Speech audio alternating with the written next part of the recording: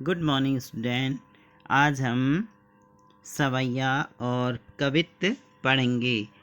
इसमें सवैये और कवित्त का वर्णन इस प्रकार है। पहला सवैया है, पाइन नुपुर बजे किंकनी की धुनि मधुराई, सांवरे अंग लसै पटपीत, हिये हुलसै बनमाल सुहाई, माथे किरीट बड़े दृग चंचल, मंद हंसी मुखचंद जुनाई, जय जग मंदिर दीपक सुंदर, श्री ब्रज दूल्हा देव सहाई। यहाँ पर देव जो हैं वह कह रहे हैं कि प्रस्तुत सवैये में श्री कृष्ण के लौकिक सामंती रूप सौंदर्य का वर्णन किया है। श्री कृष्ण के पैरों में पाइन नुपुर मंज बजे, श्री कृष्ण के पैरों में सुंदर पायल बज रही है। कट किंकनी के धुनि की मधुराई, उनकी कमर में बधी हुई करधनी, कमरबंद से निकले हुए मधुर स्वर उनकी मधुरता के कारण मन को आनंदित कर रहे हैं। श्री कृष्ण के सांवले शरीर पर सांवरे अंग लसै पटपीत, यहाँ पर पीत का अर्थ है पीला, उनके पीले वस्त्र अत्यंत सुशोभित हो रहे हैं। हुलसै बनमाल सुहाई, और गले में बैजंती माला शोभायमान सुंदर लग रही है। किरीट, माथे किरीट दृग बड़े चंचल, मंद हंसी मुखचंद जुनाई, उनके सिर पर मुकुट है और उनके नेत्र बड़े बड़े और चंचल हैं। उनके चंद्रमा रूपी मुख पर छाई हुई माथे किरीट मंद हंसी मुखचंद जुनाई, उनके मुख पर जो उनके चंद्रमा रूपी मुख पर छाई हुई जो मंद मंद हंसी चांदनी के समान सुख प्रदान कर रही है।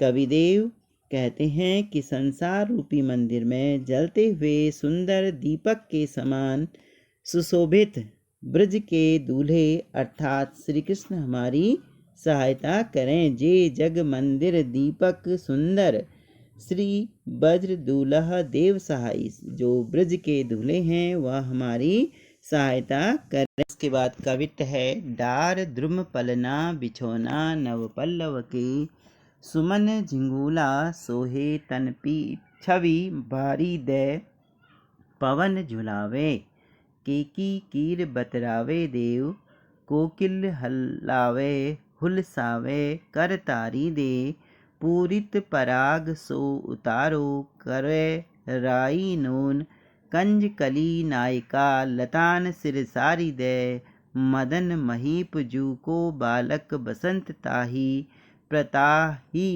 जगावत गुलाब चटकारी दे। यहाँ पर जो कवित्त है उसमें कुछ शब्द ऐसे हैं जैसे द्रुम, द्रुम का अर्थ पेड़, बिछौना का अर्थ बिस्तर, पल्लव का अर्थ है पत्ते, सुमन झिगोला फूलों का वस्त्र, फूलों का झबला जो ऊपर से नीचे तक बना होता है, ढीला ढीला वस्त्र, झबला कहने का ढीला वस्त्र, सोहे का अर्थ है अच्छा, छवि सुंदर, पावन पावन का अर्थ होता है आरामदायक, यहाँ पर पवन है, पवन का अर्थ है हवा, केकी मोर, कीर तोता, बतरावे बात कह रहे हैं, हलावे हुलसावे, हलावे हुलसावे का अर्थ है मन बहलाते, तारी आप जानते हैं ताली को तारी कहा गया है, पूरित का अर्थ है भरा हुआ,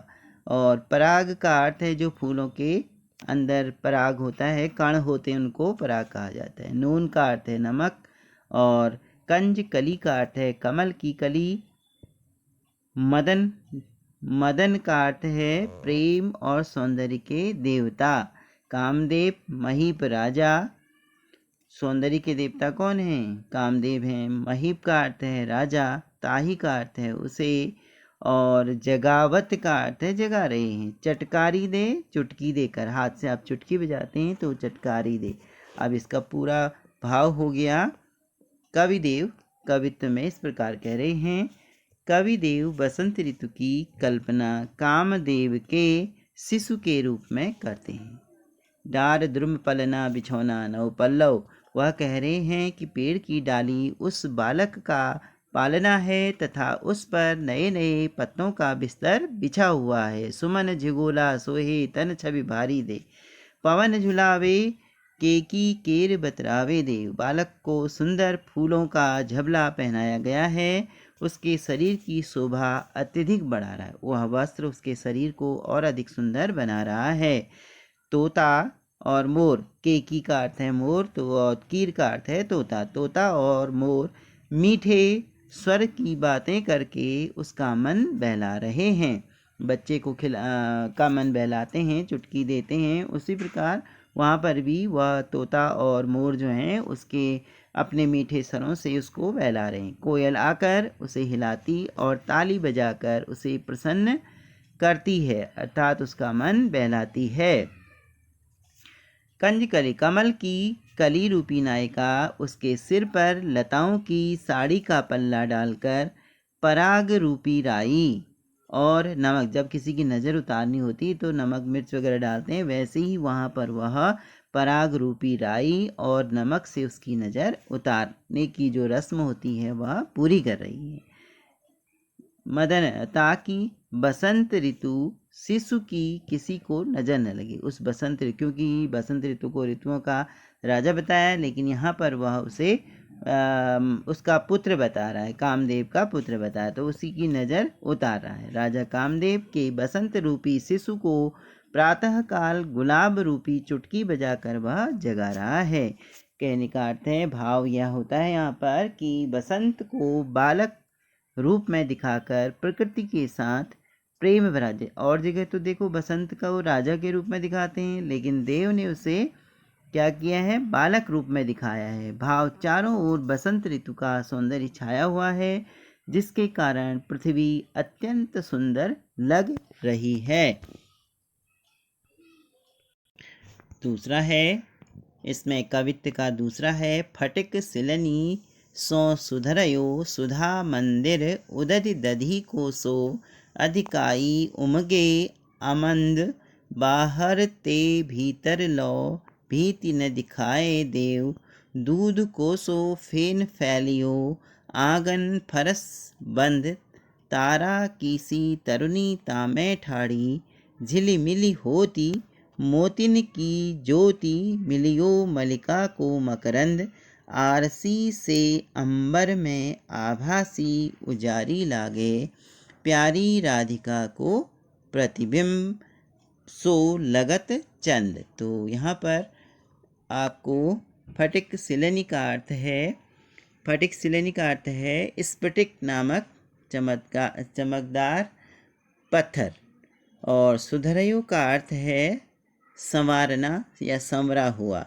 तो इसका अर्थ हो गया, इसमें कवि ने शरदकालीन पूर्णिमा की रात में चाँद तारों से भरे आकाश की शोभा का वर्णन किया है। इस समय आकाश संगमरमर के पत्थर से बने हुए मंदिर के समान लग रहा है। उसकी सुंदरता श्वेत दही के समुद्र के समान उमड़ रही है। दूध को सो फेन फैलियो आंगन फरस बंद, और लग रही है दूध, सुंदरता दूध से निकले झाग के समान आकाश रूपी मंदिर के अंदर और बाहर फैली हुई है, जिसके कारण उसका और छोर दिखाई नहीं दे रहा। मंदिर के आंगन में दूध की झाग के समान चांदनी आभा का फर्श बना हुआ है। आकाश में तारा की तानिता में छाड़ी मोतिन की जो ज्योति मलिका को मकरंद। कह रहा है आकाश के चारों ओर तारे छिटके हुए हैं, झिलमिल कर रहे हैं। वे जगमगाते मोती की ज्योति के समान मल्लिका फूल, एक फूल होता है जिसका नाम है मल्लिका, फूल में पराग भर रहे हैं। आकाश रूपी मंदिर का सौंदर्य शीशे के समान पारदर्शी लग रहा है, जो आर पार दिखाई देता है, और उसमें अपनी चांदनी बिखेरते चांद प्यारी राधिका के, कृष्ण की जो प्रेमिका है वह राधा है, तो प्रतिबिंब के समान प्यारा लग रहा है। भाव, कहता है इसमें यह भाव है कि शरतकालीन पूर्णिमा की रात में चाँद तारों से भरा आकाश अपनी सुंदरता और कांति से सभी को मंत्रमुग्ध कर देता है। जो शरतकालीन पूर्णिमा होती है उसकी जो रात होती है वह सभी को मंत्रमुग्ध करती है। इन तीनों को, कवित्त और सवैया को आप ध्यानपूर्वक इस वीडियो में सुनेंगे और कल हम इसके भाव आपको लिखाएंगे। धन्यवाद।